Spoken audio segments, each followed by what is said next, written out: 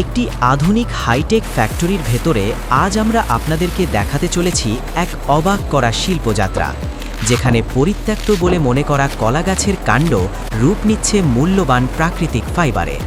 এই উৎপাদন প্রক্রিয়ার মূল কাঁচামাল হল কলাগাছের ছদ্মকাণ্ড, যে অংশটি স্তরে স্তরে সাজানো পাতার খোলস দিয়ে গঠিত এবং স্বাভাবিকভাবেই পানিতে ভরপুর।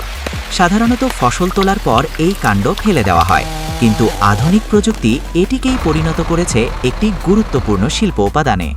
ভিডিওর শুরুতেই দেখা যায় প্ল্যান্টেশন থেকে সংগ্রহ করা তাজা কলাগাছের কাণ্ডগুলো এক জায়গায় স্তূপ করে রাখা হচ্ছে।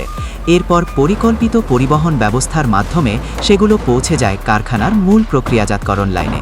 এখান থেকেই শুরু হয় প্রকৃত রূপান্তর। বিশেষভাবে ডিজাইন করা আধুনিক মেশিনের সাহায্যে কাণ্ডগুলো কাটা হয়, আলাদা করা হয় এবং ধাপে ধাপে প্রসেসিংয়ের মধ্য দিয়ে নেওয়া হয়। প্রতিটি ধাপে লক্ষ্য একটাই, ভেতরে থাকা শক্ত ও লম্বা প্রাকৃতিক ফাইবার নিখুঁতভাবে আলাদা করা। এই পুরো প্রক্রিয়াটি সম্পন্ন হয় অত্যাধুনিক অটোমেশন সিস্টেম, সূক্ষ্ম প্রকৌশল নকশা এবং দক্ষ মানব শক্তির সমন্বয়ে। মেশিনের নিয়ন্ত্রিত গতি আর মানুষের অভিজ্ঞ তত্ত্বাবধান দুটোর মিলনেই নিশ্চিত হয় ফাইবারের মান ও স্থায়িত্ব। কাঁচা কৃষিজ বর্জ্য থেকে এভাবে তৈরি হওয়া কলার ফাইবার আজ ব্যবহৃত হচ্ছে পোশাক শিল্পে, দড়ি তৈরিতে, হস্তশিল্পে, প্যাকেজিং সামগ্রীতে এবং বিভিন্ন পরিবেশ বান্ধব শিল্প কারখানায়।